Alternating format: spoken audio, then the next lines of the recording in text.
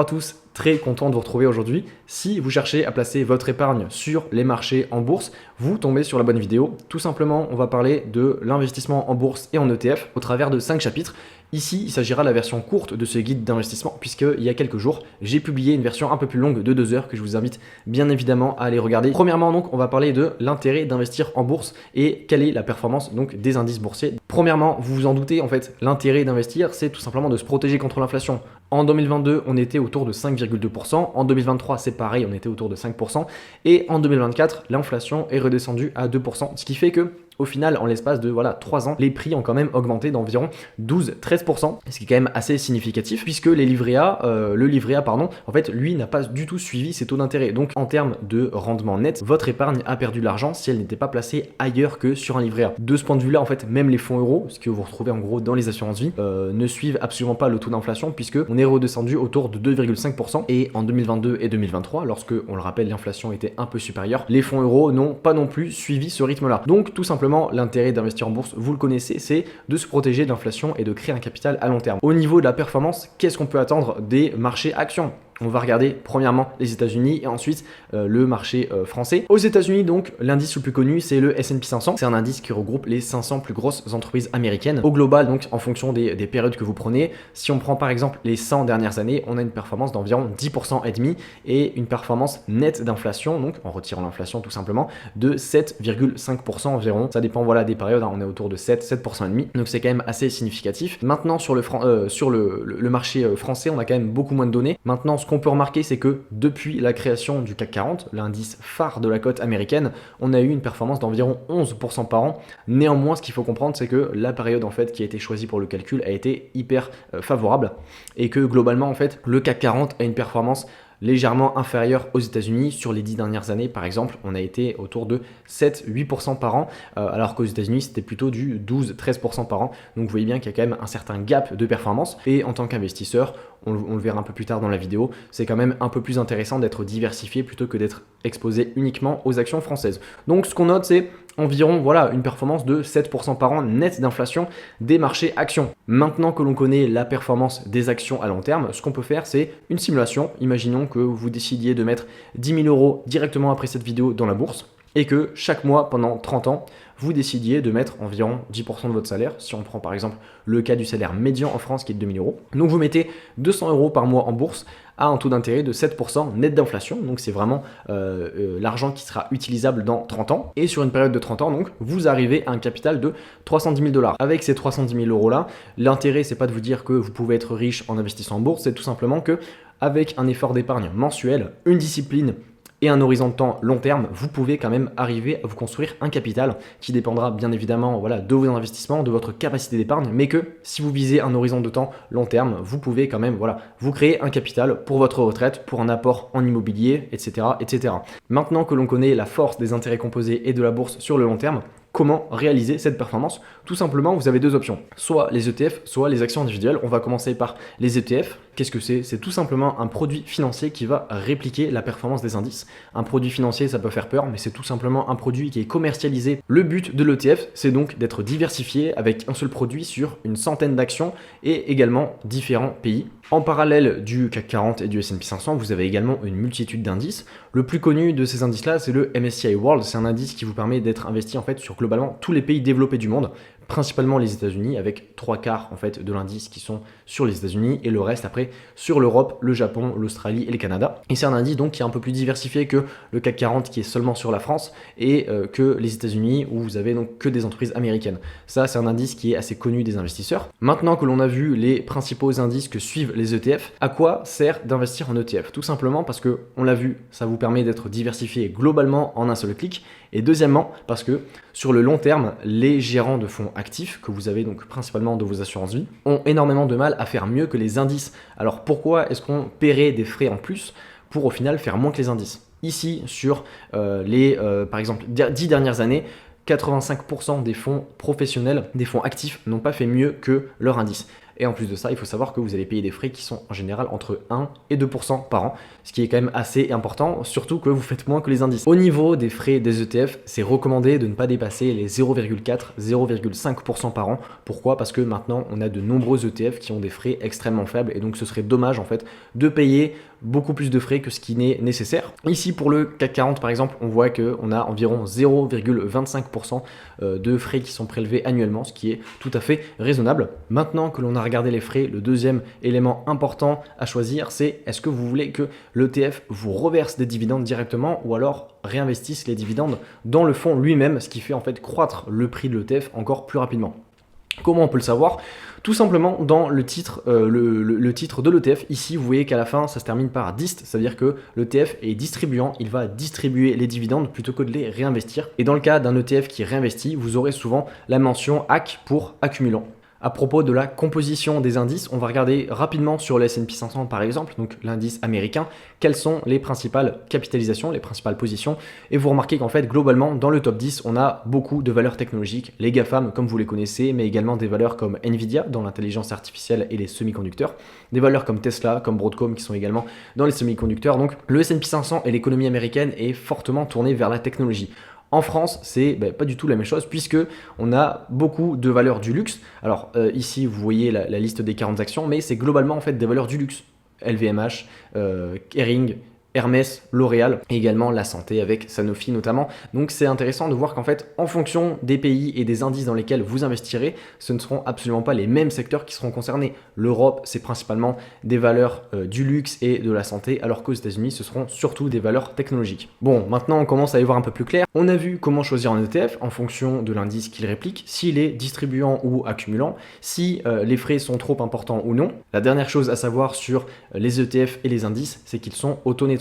Comme les indices boursiers sont construits par capitalisation boursière, si en fait votre capitalisation devient inférieure à la 500e position par exemple dans le cas du S&P 500 ou inférieure à la 40e position dans le CAC 40, vous serez automatiquement remplacé par un nouvel entrant qui lui verra sa capitalisation boursière croître, ce qui permet tout simplement aux indices boursiers en fait de croître à long terme. Et donc pour vous en tant qu'investisseur de ne pas vous soucier de votre portefeuille puisqu'il sera automatiquement géré par les indices et donc vous permet d'être tranquille de ce point de vue-là. Maintenant, comment est-ce que l'on investit en ETF? Tout simplement, la meilleure méthode, c'est d'investir un peu chaque mois, un peu la même somme tous les mois. Pourquoi? En fait, parce que ça vous permet de lisser vos points d'entrée plutôt qu'en investir en une seule fois.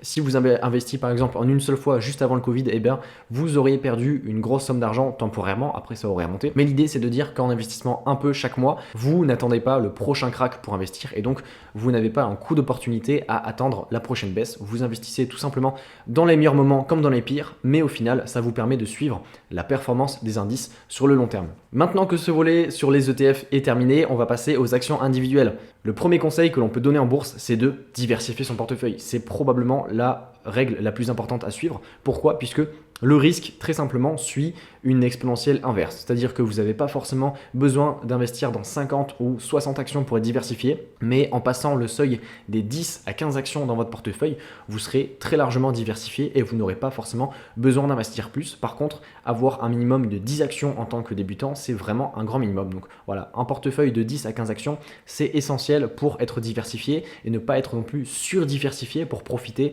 d'une sélection d'actions concentrées et de qualité. Le deuxième conseil que l'on peut donner, c'est d'être diversifié à la fois géographiquement et sectoriellement. C'est bien d'avoir 10 à 15 actions, mais si ce sont 10 à 15 actions du même secteur et du même pays, vous n'allez probablement pas être bien diversifié. Donc, comme le montre ici l'indice MSCI Monde ou MSCI World, on en a parlé il n'y a pas longtemps, c'est un indice qui regroupe 1400 actions des pays développés. Donc, vous retrouvez principalement les États-Unis, le Japon ainsi que les pays d'Europe. Et en termes de secteur, vous retrouvez donc principalement la technologie, la finance, la consommation ainsi que l'industrie et la santé. L'idée, c'est de dire que si vous pondérez principalement votre portefeuille avec des valeurs de l'énergie, des matériaux ou encore de l'immobilier, vous serez complètement décorrélé des indices. Et donc, la performance de votre portefeuille sera complètement différente de celle des indices. Si vous êtes débutant, encore une fois, l'idéal, c'est quand même de suivre globalement la performance des indices plutôt que d'être un investisseur contrariant, puisque vous risquez peut-être de sous-performer, voire surperformer, mais d'être en complète contradiction avec les indices. Donc,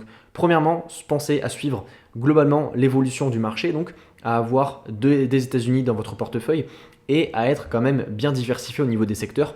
sans être surexposé aux secteurs tels que l'énergie, les matériaux, encore l'immobilier, comme on l'a vu. Un indice frappant sur l'intérêt d'être diversifié géographiquement et sectoriellement, c'est que si on prend par exemple les valeurs immobilières de l'indice S&P 500, donc aux États-Unis, sur les 5 dernières années, vous voyez ici qu'en fait, l'indice a eu une performance quasiment nulle, très légèrement positive, alors que pendant la même période, l'indice global, donc très diversifié, le S&P 500, a lui eu une performance bien supérieure de l'ordre de 85%. Donc vous voyez ici que, certes, si vous étiez investi dans la technologie, vous aurez encore mieux performé, mais si vous êtes investi sur un seul secteur, vous prenez de gros risques. C'est donc pour ça que, en tant que débutant, pensez à être diversifié globalement. Maintenant, ce qu'on peut faire, on a compris, voilà, il faut être diversifié en termes de secteur, de géographie et de nombre de positions. Maintenant, comment est-ce que l'on analyse une action? Tout simplement, les chiffres à regarder, vous les connaissez, le chiffre d'affaires, les bénéfices, les marges.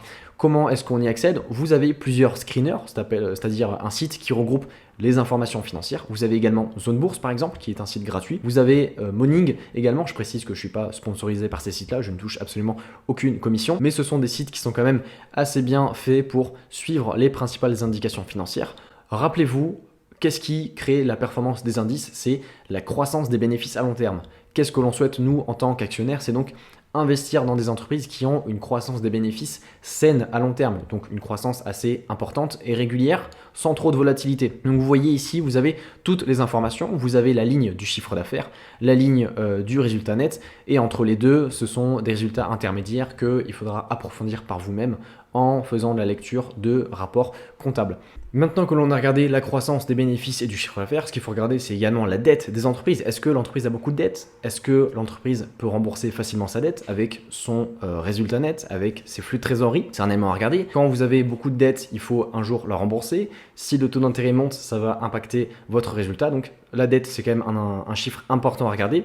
Il faut également regarder les marges de l'entreprise et ses retours sur capitaux. Regardez les ratios de profitabilité de l'entreprise. Pour ça, vous pouvez regarder le ROE, ce qu'on appelle le retour sur capitaux propres. En général, on vise un ROE qui est au moins supérieur à 15 ou 20% pour cibler les entreprises qui ont une rentabilité supérieure. Les marges, ça peut, il n'y a pas forcément d'indicateur précis à regarder, mais c'est toujours intéressant de comparer les marges entre les entreprises de même secteur pour vérifier en fait qui est le leader et qui arrive à dégager le plus de bénéfices. Vous l'avez compris, si vous voulez investir dans des actions individuelles, il va y avoir quand même pas mal de travail pour sélectionner les meilleures entreprises, apprendre à lire un rapport comptable, apprendre à analyser un chiffre d'affaires, un bénéfice, les flux de trésorerie, la dette, différents ratios qui sont essentiels pour chaque industrie. Donc vous avez quand même pas mal de travail. Et enfin, mon dernier conseil, c'est faites très attention aux entreprises qui versent des gros dividendes.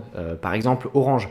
Je vous montre rien que le cours de l'action comme ça, c'est une perte sur les 5 dernières années. C'est une perte depuis 30 ans quasiment, tout simplement parce que les entreprises qui versent des gros dividendes, en fait, elles ne savent pas quoi faire de leur argent. C'est-à-dire qu'elles n'ont plus de possibilité de création de valeur autrement qu'en le reversant aux actionnaires. Elles ne peuvent plus réinvestir dans leur propre entreprise.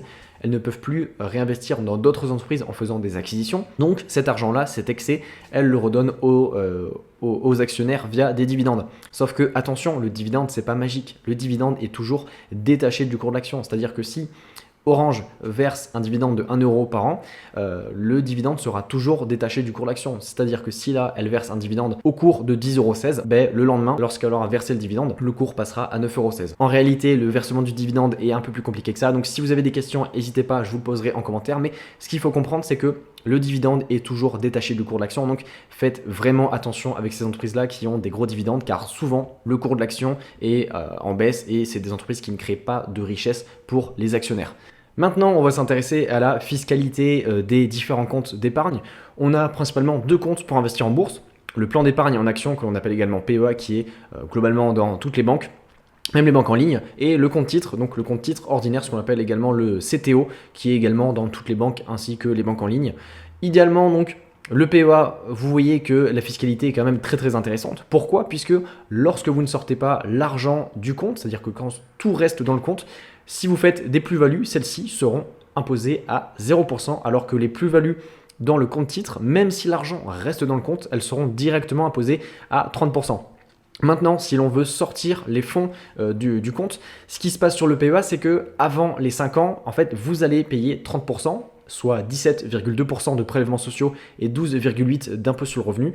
et en plus de ça, en fait, votre PEA sera fermé. Donc il faut vraiment faire attention avec le PEA à ne pas sortir les fonds avant 5 ans, et il faut savoir que donc, le compteur des 5 années se renouvelle automatiquement si vous avez fermé le PEA. Ainsi, après les 5 ans, vous avez une fiscalité qui est beaucoup plus douce puisque vous ne paierez plus d'impôt sur le revenu, mais uniquement des prélèvements sociaux à hauteur de 17,2%. Et le compte titre, en fait, vu que vous avez été fiscalisé directement lors de la plus-value, vous pouvez directement, librement sortir l'argent du compte sans être fiscalisé une deuxième fois. Au niveau des plafonds de versement, il faut savoir qu'avec le PEA, vous serez limité à 150 000 euros d'apport. Si par exemple, vous avez fait une plus-value de 100%, c'est-à-dire x2 sur vos 150 000 euros que vous avez investis, bien évidemment, les 300 000 euros, comme ils sont déjà au sein du PEA, vous pourrez directement les réinvestir. Sinon, pour le compte titre, vous n'avez aucune limite d'investissement, d'apport, donc c'est beaucoup plus libre, et notamment pour voilà, les grosses bourses, ceux qui ont beaucoup d'investissements à faire, beaucoup d'apports possibles. Concernant l'éligibilité, c'est le nerf de la guerre en fait. Pourquoi est-ce que vous devriez favoriser le PEA ou alors le compte titre?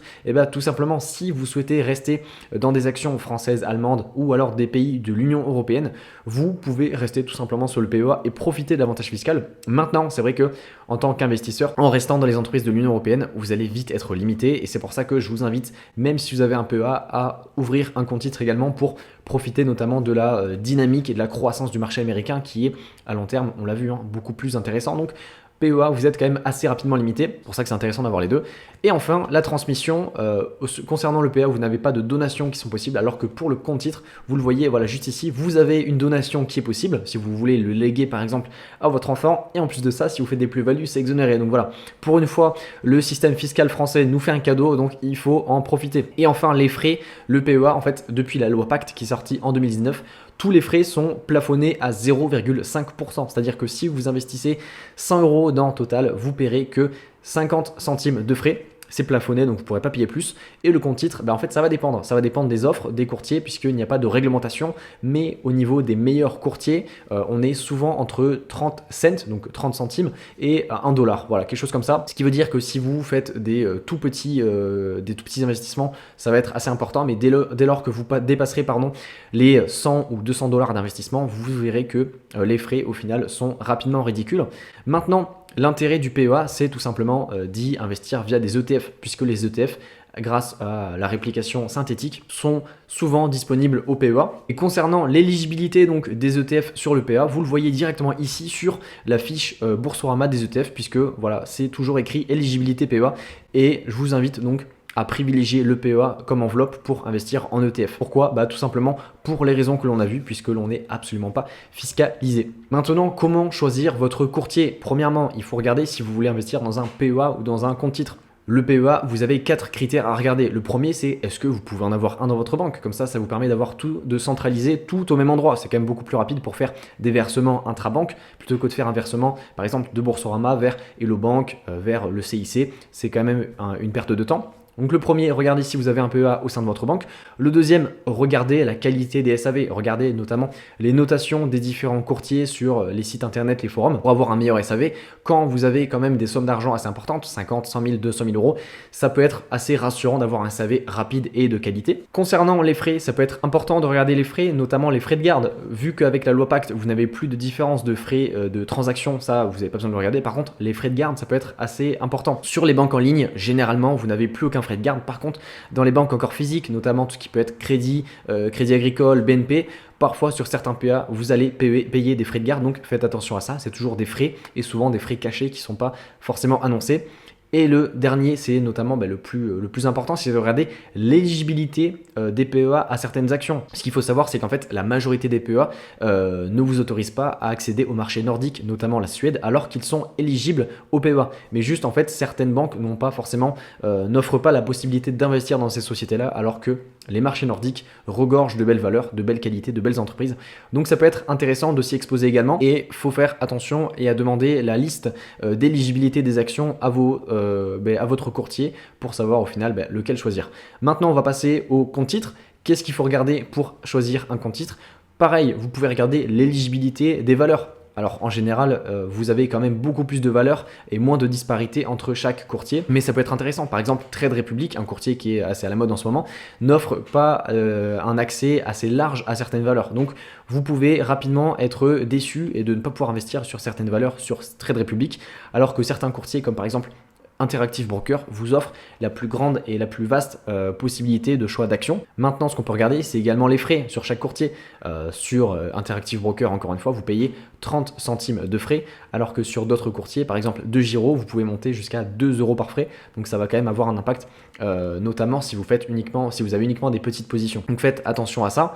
Et enfin, pareil, pensez à regarder la qualité du SAV. Encore une fois, si vous avez un SAV rapide, ce sera quand même beaucoup plus rassurant si vous avez un souci avec votre compte titre. Et enfin, pensez à regarder si vous avez des comptes titres qui sont possibles dans votre banque. Comme ça, vous avez tout de centralisé au même endroit et ça peut être un confort. Encore une fois, pour surveiller tout en un seul clic ou alors pour faire des virements rapidement entre votre compte bancaire et votre compte titre, par exemple.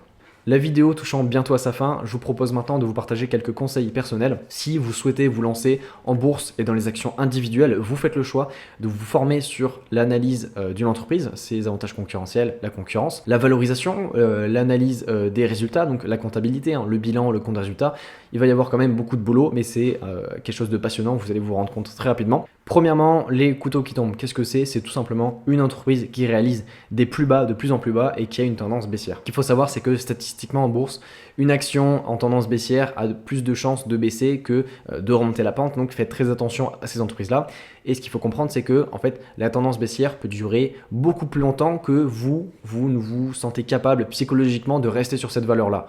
En français, ça veut dire que une action en tendance baissière, si vous l'achetez, vous risquez de la vendre au pire moment pendant une phase de pic baissier avant qu'elle reprenne sa hausse. Tout simplement pourquoi? Parce que vous en aurez marre, que mentalement vous n'arrivez plus à suivre et que vous voulez réinvestir cet argent-là ailleurs. Donc attention, il peut y avoir un gros coup d'opportunité. Le coup d'opportunité, c'est-à-dire que si vous investissez dans une action qui baisse, le marché lui risque de monter et donc vous risquez de rater une opportunité tout simplement. Faites attention donc aux couteaux qui tombent. Il faut savoir également que les couteaux qui tombent sont souvent associés à des gros dividendes. Donc on en parlait régulièrement, auparavant. Orange, c'est également un couteau qui tombe. C'est une entreprise qui est dans un range baissier depuis plusieurs années et qui ne fait que baisser. Donc attention aux couteaux qui tombent. Le deuxième élément à savoir, c'est que sur les actions, contrairement aux indices, il ne faut absolument pas faire de DCA. Donc sur une action, vous n'investissez pas progressivement chaque mois. Par contre, vous investissez en fonction de la valorisation et en fonction de points d'entrée. C'est-à-dire que c'est hyper important de rentrer en plusieurs fois. N'investissez jamais tout en un seul coup. Pourquoi? Parce que si l'action continue de baisser, par exemple, imaginons que là, on est sur les 410 euros environ sur Ferrari et que l'on descend jusqu'aux 302 euros, si vous investissez sur chaque palier, ça va vous permettre de diminuer votre prix d'achat moyen. Le seul risque en fait avec cette méthode-là, c'est que si l'action se reprend et elle gagne 20 à 30% très rapidement, c'est que finalement vous n'auriez qu'une petite partie qui est exposée sur cette valeur-là. Donc vous seriez sous-investi. Par contre, en cas de phase baissière, vous aurez beaucoup mieux amorti la chute et croyez-moi, c'est avec mon expérience sur les quelques années que j'ai eu en bourse, c'est beaucoup plus facile d'accepter ce cas-là. Donc en fait le cas où en fait l'entreprise part sans nous et nous on investit un tout petit montant, plutôt que le cas inverse où en fait on a beaucoup trop investi sur une entreprise qui se casse la gueule. Voilà, psychologiquement c'est beaucoup plus difficile à supporter. Et enfin, le dernier conseil que je peux vous donner, c'est d'investir dans des entreprises avec lesquelles vous vous sentez à l'aise et que vous comprenez. Ça sert à rien d'investir dans une boîte technologique, dans une biotech, parce qu'elle a un potentiel de x10, mais que vous la comprenez pas. La pire des choses qui peut arriver, c'est tout simplement de se faire défoncer et que le prix est divisé par deux sans que vous ne compreniez pourquoi. Ça, c'est le pire scénario. Donc, investissez dans des entreprises que vous comprenez premièrement et avec lesquelles vous vous sentirez à l'aise. Investissez dans des entreprises que vous pouvez et que vous voulez détenir dans un horizon long terme. Si vous voulez uniquement faire du trading avec, alors faites-le, mais faites-le avec une toute petite position, avec un tout petit montant de votre portefeuille. Sinon, encore une fois, si ça baisse drastiquement, vous risquez d'être dégoûté. Et le principe de la bourse, c'est un marathon, c'est pas un sprint. C'est donc d'investir le plus longtemps possible et le plus régulièrement. Donc attention à ça. Et enfin, pour ceux qui souhaitent investir en ETF, ce qu'il faut comprendre, c'est que les 15 dernières années, en gros, la période post-crise financière, en fait, a été exceptionnelle sur les marchés financiers. Rien que sur les 10 dernières années, la bourse américaine, par exemple, a délivré environ 13,5% de performance annuelle. Rappelez-vous, on a dit, sur le long terme, la performance était plutôt autour de 9-10% par an. Ce qui veut dire que là, si on a surperformé, on a eu une performance exceptionnelle, on risque probablement, au cours des 10 prochaines années, d'avoir une performance peut-être inférieure. Alors peut-être pourquoi? Parce que c'est impossible de prédire l'avenir, mais ce qu'il faut comprendre, c'est que la bourse, c'est des moyennes. Donc, s'il y a des phases de surperformance, il y aura aussi des phases de sous-performance, que ce soit tout simplement une courbe qui augmente moins vite ou alors un crack très spontané qui engendre une baisse de 20, 30, 40%, peu importe. Donc, Ne pensez pas que vous aurez la performance des années passées, comme on le dit, hein. La performance passée ne présage pas des performances futures. Et là, c'est un exemple assez révélateur puisque la performance passée a été complètement exceptionnelle et il y a très peu de chances que l'on retrouve la même performance. Si on regarde plutôt du côté des 2-3 dernières années, vous voyez ici que le MSCI World, donc c'est un indice, on l'a dit, un peu plus développé, un peu plus diversifié que le S&P 500, en 2024, il a réalisé une performance d'environ 20% par an et en 2023 également pareil. Ce qu'il faut comprendre, c'est que cette performance-là d'environ 20% par an, ce sera pas, c'est exceptionnel. C'est vraiment une performance qui est exceptionnelle et qui ne se reproduira pas chaque année. Donc attention à ne pas vous créer de fausses attentes.